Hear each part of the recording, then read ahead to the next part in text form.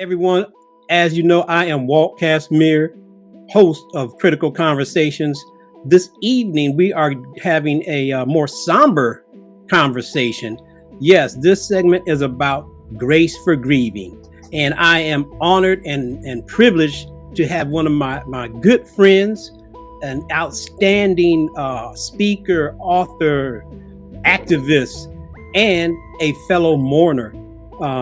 He has experienced grief, and tonight he has been gracious enough to share his grief journey with us, hopefully help him process some of that grief a little bit, and for all of you, it may help you as well. So without further ado, I want to introduce you to Joseph B. Washington, the average breaker. How you doing, man? I'm great, man. I'm blessed that we are here and that you are on your healing journey, man. And I'm excited to have you impart some of your journey experiences with our audience. Yeah. I'm super excited about it. I think you caught me at a good time when I think I can speak on it and talk about it and really give some meaning to all this whole process of what we call grief. Yeah.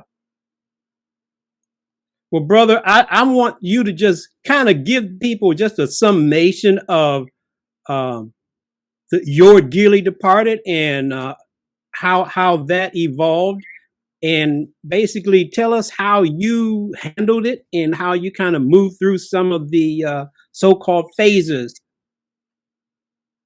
Yeah. So in 2012, man, August 12th, 2011, at around 3:24 p.m., I was driving home from a speaking engagement, and my two sons were with me, and just a normal day, and sun was out, everything was well, and I received a call from my niece that my mother was in a car accident.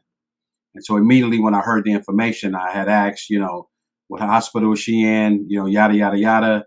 And it was at that time, Walt, that I was told that my mother had passed away in a car accident on Highway 285 here in Atlanta, Georgia. It's funny because she and I had talked earlier because I was getting back because we were going to do dinner and do a movie, what we normally did once a week. And it just instantly, my heart, just went, my whole being just shut down. 5 minutes after getting the call from my niece, I got a call from the coroner's office stating that my mother had passed away, that they had her body down at the coroner's office. I was her point of contact, beneficiary, the whole nine. So everybody had my information. And so that was a day that I will never forget.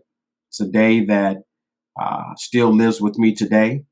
Not as bad as it was in 2011, but I still have, things that happened to me as a result of her passing. My mother was my best friend.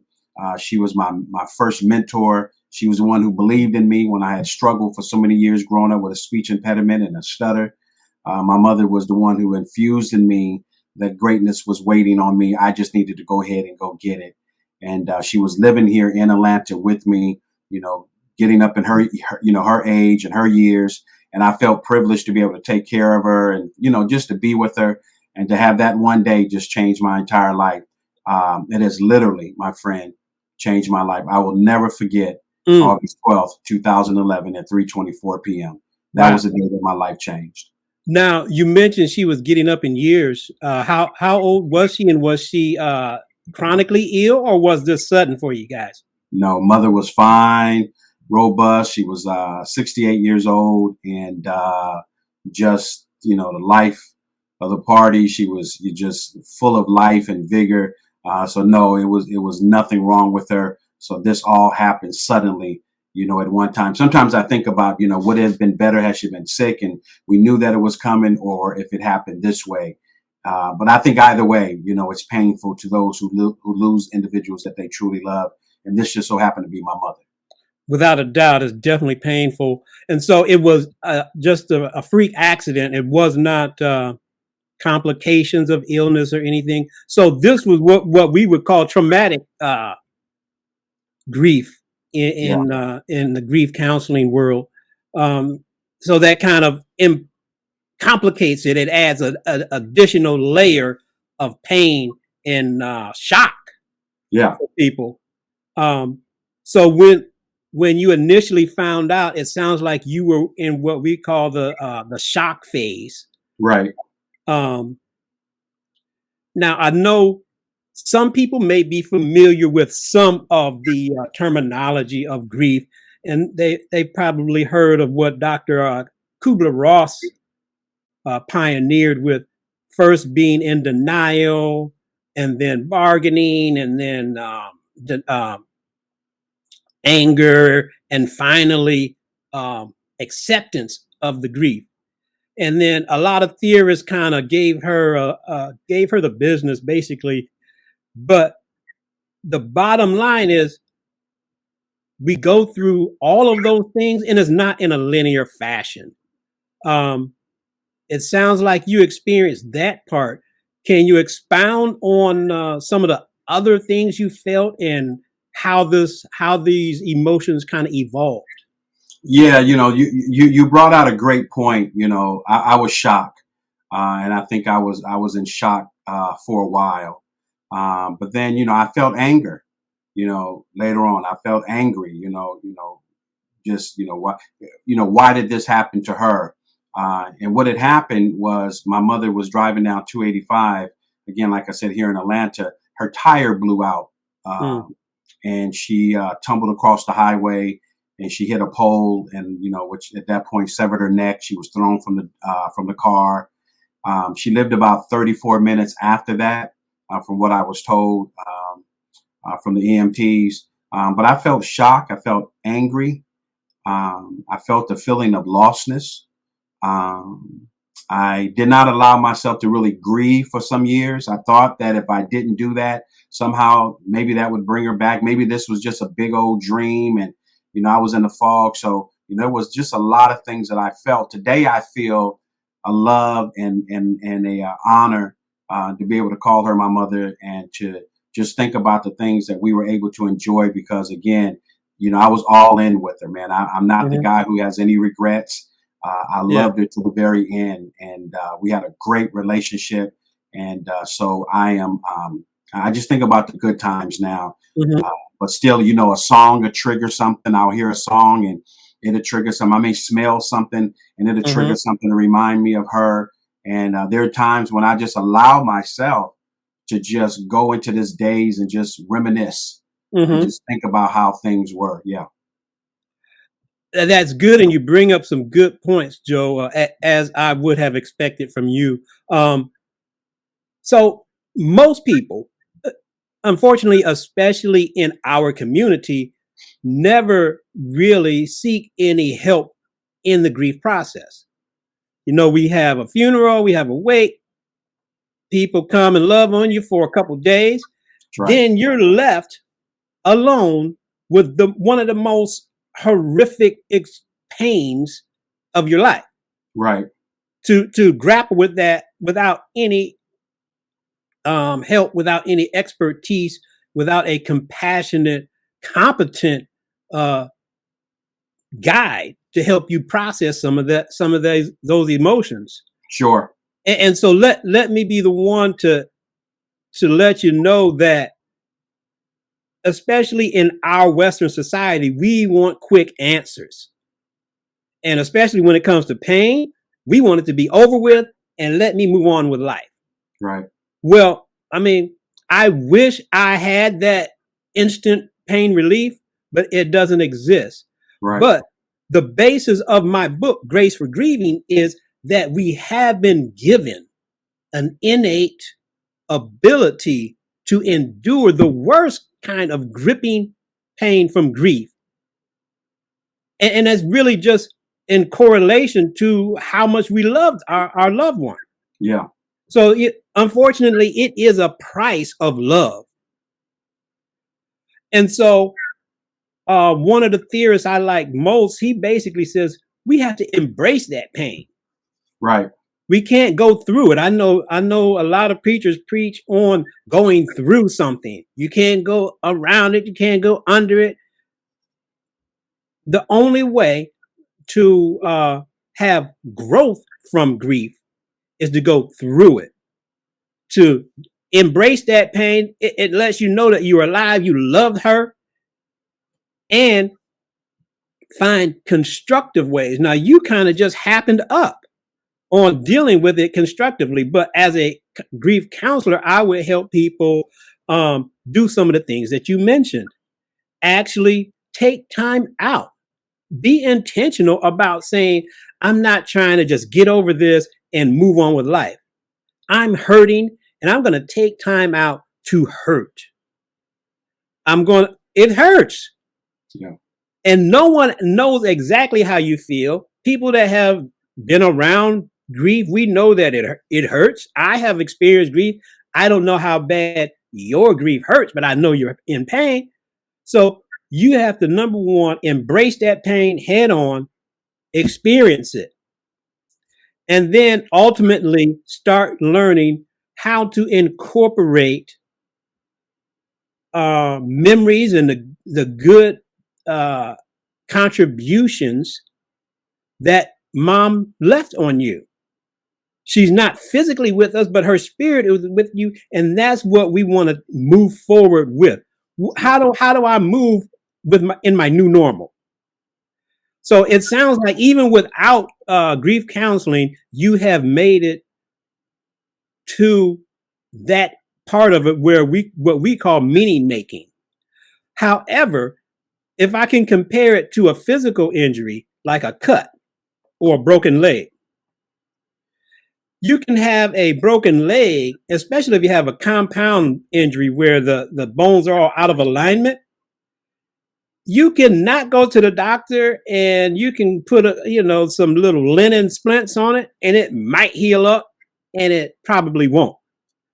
Or it will heal up, but it won't heal up correctly. And so that's all surgeons really do. They go in and get the bones aligned, clean it up, give you some antibiotics, put a cast on to help it stay still while nature heals. So what happens in most people's experience in the Western culture is they have the grief and they never really have any help to set proper healing in motion. So I'm glad that you have done that, but it probably wouldn't hurt to go back and do some grief work and shore up some of those emotions and deal with them and process them and face them, acknowledge them. And then that way, because we bottle things up a lot. We're conditioned to bottle it up, suck it up, be tough. Man, people who do that just implode eventually in the forms of heart attacks, cancers, hypertension, diabetes, lupus, kidney failure. All these stress-related diseases just implode on us when we don't process that pain properly. And especially in our community, man, we're dealing with multiple things at any given moment. Mm-hmm. So I applaud you for getting to the part where you realize that you had to embrace the good. This is your normal. You have to live with embracing her spirit presence, not her physical presence. Right.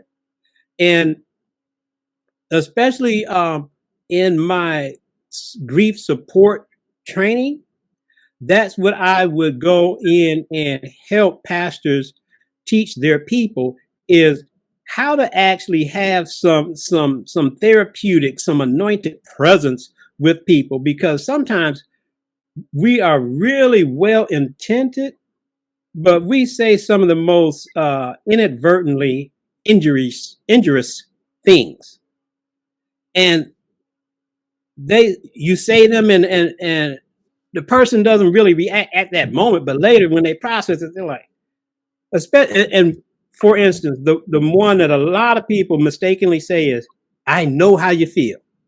Right. There's no way I can know exactly how you feel, Joe. I know you're having pain, but if we can just teach our people, don't say that. Don't say, I know how you feel. In fact, if we can just teach our people, sometimes it's better to just have that presence. Yeah. Just be with the person and let them know that I know you're hurting and I'm here. We don't have to talk and fill in those uncomfortable silences. Yeah. Brother, you have experienced that. Now, how, you said that was 2012, so it's been 2011. 2011, so over 10 years. Yeah. And so are you still experiencing all of those types of pains, or are you feeling sometimes? Give the people some expectation of what they might be feeling even 10 years later. Yeah, you know, a couple of things, and I wanted to piggyback on what you said in terms of what people say to an individual when someone has passed. You know, especially when it comes to Christendom, right? I think one of the most famous sayings that a lot of people will say, especially if the individual who passed away was born again, they were saved, they knew the Lord, they'll say something like, you know what, she's in a better place. Well, that doesn't help, right? And that's not really something I want to hear right now, because Right. she's not here with me, and that's where I want her to be. So it goes back to what you said in terms of things that people say, to individuals. I know how you feel, or she's in a far better place today, or one day you'll see her. So we have to be real careful in terms of the things that we do say. Now, as far as where I'm at today, no, the anger is not there. I don't feel that pain that I felt before. What I feel today, because I think that I've been able to work a lot of it out, is the fact that we had a great relationship. My mother and I were very close, very loving, and so I think about the good memories, man. I think about the good times that we had together, the loving moments that we had together. I think I processed all of those other things, as I mentioned, the anger, the remorse. I think also what's important, and I think people deal with it differently in terms of what type of relationship, did you have with that Oh, parent? definitely, yeah. So, you have me and my brother. We have our mother. It's just my brother and I. But again, he's still processing it, because it's known that he didn't really treat her the best. Wasn't really loving toward her. A lot of painful things that he had said to her, and because my mother dealt with and I think we've talked about this before, Dr. Walt, that my mother battled with bipolar. What came with that bipolar was a lot of craziness, a lot of anger, a lot of chaos that was reaped upon my brother and I. I just chose to love my mother. I knew she would have done better had she known better. And as we got later on in age, she got better. We got her the help she needed, got her medicated. But I'm not dealing with any pain or anything of that nature. Just sometimes sadness, because I just miss her. Those moments will come where I'll see her picture and I feel sad. And like I'm starting to feel right now. So I do apologize. But I feel that sadness, because I wish that, she could be here with my wife and I wish that she could be here with the grandkids. I wish that I would have been able to see her grow older, where I could have taken care of her and enjoyed her. So it's more of a sadness that I deal with more today than anything. Understood. I wanted to piggyback on you mentioned your brother. Now, are you the only two siblings? Yes. You can answer this or not, but was there animosity because he did not love on her the way you thought? And was there animosity with me toward him? Yes. I mean, there's some things that happened that I sort of carried with me that I thought definitely should have been better. My brother and I have always been close growing up, but we sort of grew apart as we got older. But we've now come back together. We're in a good place. We spend time together, and I've just learned how to forgive, Dr. Walt. I've learned how to forgive and just let it go and not carry that weight on me. He has his own issues and own battles that he has to deal with. Yeah. I know from my perspective, I go to sleep well at night when I think about my mother, because I know the things that she said about me to others. People have said, your mother always talked about how she felt safe with you and things of this nature. So, like I said, I gave her everything that I had, and I made, I don't have any regrets when it comes to my mother. Well, that's definitely the type of narrative we like to hear. Unfortunately, we do hear a lot of narratives like what you described with your brother, and a lot of times when that type of situation happens, we call that disenfranchised grief, because we're like, I know you're not trying to act like you're grieving when you had the nerve when you were treating her all some kind of way, but the person still hurts. But from your perspective at that moment, you're like, don't even play that, man. You don't deserve to grieve. And we call that disenfranchised grief. So there's a lot of different types of grief, and he's going to have to work that out. I would hope that he seeks out some help to deal with that, because the thing about it is, we can shove stuff under the rug, so to speak, but memories are eternal.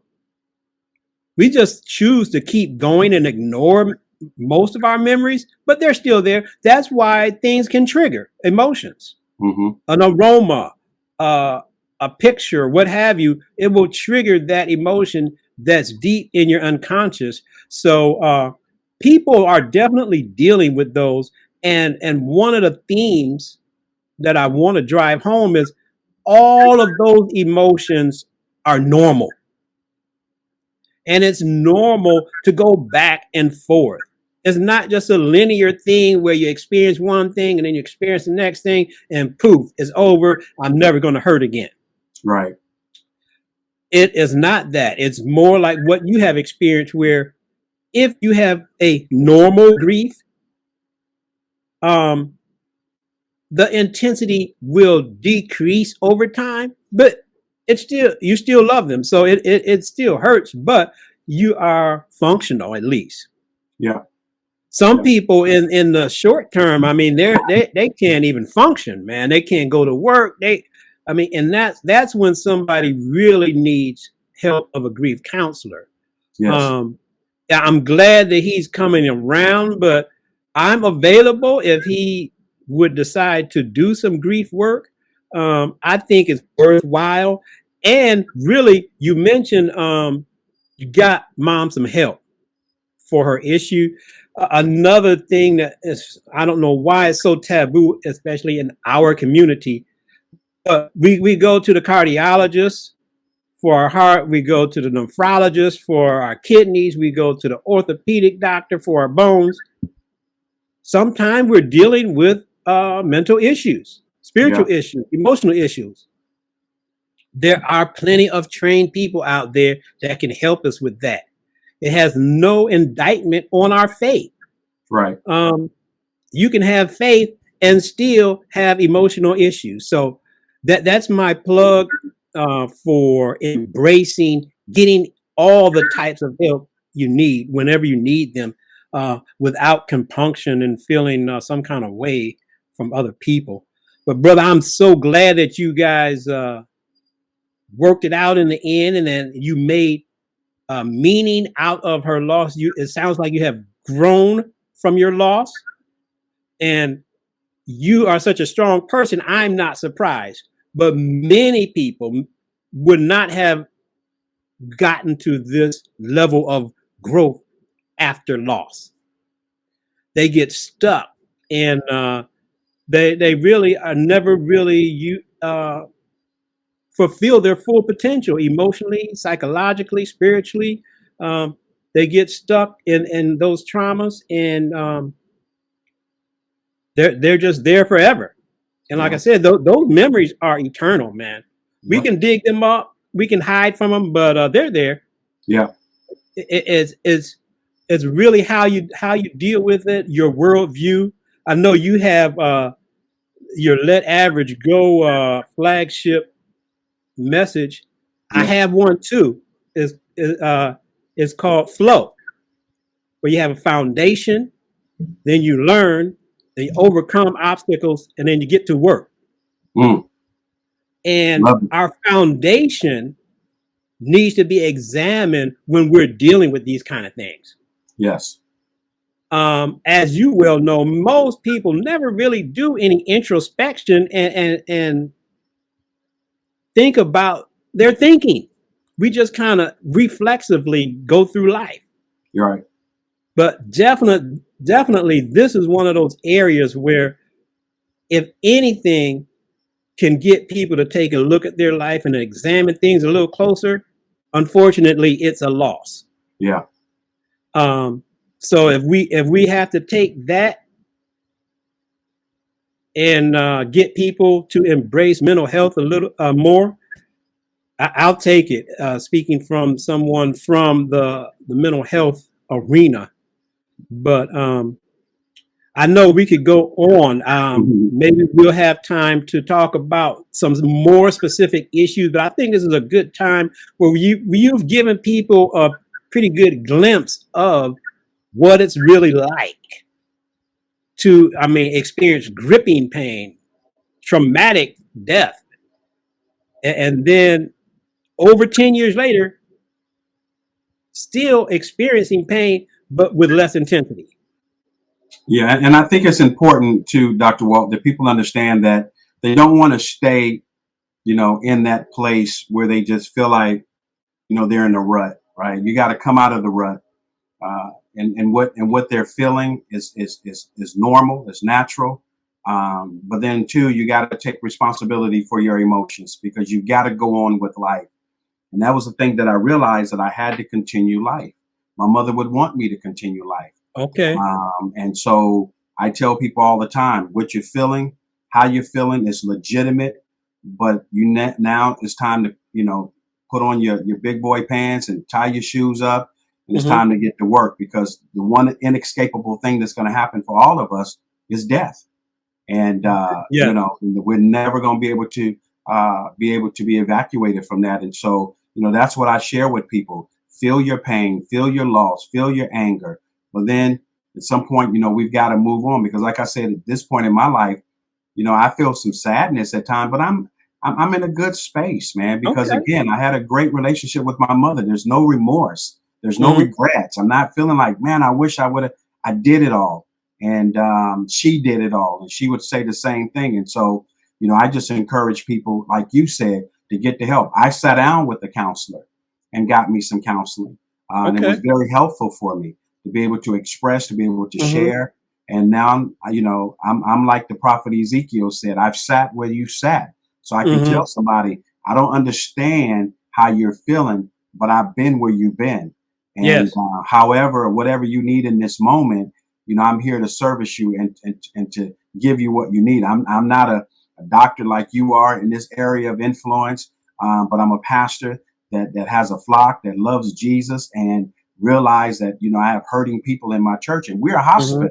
Our church is a hospital. And so, Definitely. yeah. And so, I'm studying psychology. So it's helping me understand people's, in terms of their mannerisms, their how they think, how they feel. But the work that you do is so needed, particularly in our community. And so I'm encouraging anyone who's listening to me, get the help, call Dr. Walt, get it, because you are a safe place for Yes. people to land. And that's what people need. They need a safe place where they can land, where there's no judgment. There's no, like, no, none of the funny faces, just a professional that's listening, that understands, that cares. And I think that's what you give. And I think that's why your book is going to be such a blessing to so many people to read it, because we'll be able to challenge ourselves to get better. I appreciate that, man. That's why you're Mhm. my brother from another mother. Yes, sir. Um, so actually, this is good time, and I like to keep these around 30 minutes. So we're Yeah. at that point right now. So you mentioned some of your philosophy. Um, in case any of you who are watching who do not know, Mr. Washington is a renowned motivational speaker, an acclaimed author, a coach, an activist, and he has more things going on than what he's known. He's known as the average baker, based on his book Let Average Go. But Mr. Washington, please tell the people about some of the other things that you have going on in addition to the Let Average Go book, and where they can find that stuff. I know we're about to tighten up that website. Yes. You have your Yes. YouTube, Yes. but tell the people about that, and we will have links to all of that stuff in the video description, and of course the podcast description that will be on all streaming media. Yeah. Well, I appreciate it. And as you know, so I've written a book called Let Average Go. And I'm working with you, Dr. Walt, to get all of my social media and website and all that up to par. Something I really never paid attention to over the last 25 years, just out there doing the work. But I'm excited about what's coming now with the Average Breaker Tribe that I'm going to be putting together, individuals that want to be a part of this tribe called Average Breakers. And of course, I have my men's group, 3 Times the Man, and I help people get their crayons back and all that good stuff. So if somebody wants to reach me, best way to reach me right now until we get everything set up is just email me at joseph@letaveragego.com. But I'm also on Instagram. They can find me on Facebook at Joseph B. Washington as well. And so, here coming soon, we'll have all the platforms. I'll be set up so that I can be big time like you and look the part and be the part. So I am so appreciative of you allowing me to come on your show and just be a part of what you're doing. And I love you. I appreciate your humility, but I also appreciate the fact that when I've talked to you over the years, that you've always been a safe place. And whoever's listening to me, especially our men want a safe place that they know that whatever they share ain't going nowhere. And I can assure people that whatever they share with you, not only will they get the professionalism, but they're also going to get the love and care that comes along with that. So I appreciate it. Thank you so much. Well, I appreciate you, brother. Love right back at you. I'm going to let you get going because I know you have a lot on your plate. Again, love you, man. Appreciate you. Appreciate what you're doing. Appreciate the price that you are paying forward to be able to help other people. So I'm sure thousands of people will be impacted by your work. And people, this is no fluke. Mr. Joseph B. Washington has been on this journey for decades now. So he's just fine wine. He just keeps getting better and better and honing his message and his craft. And we're elated to have him here on Grace for Grieving. So I hope he said some things that resonated with you. We are both available. Links will be in the description below.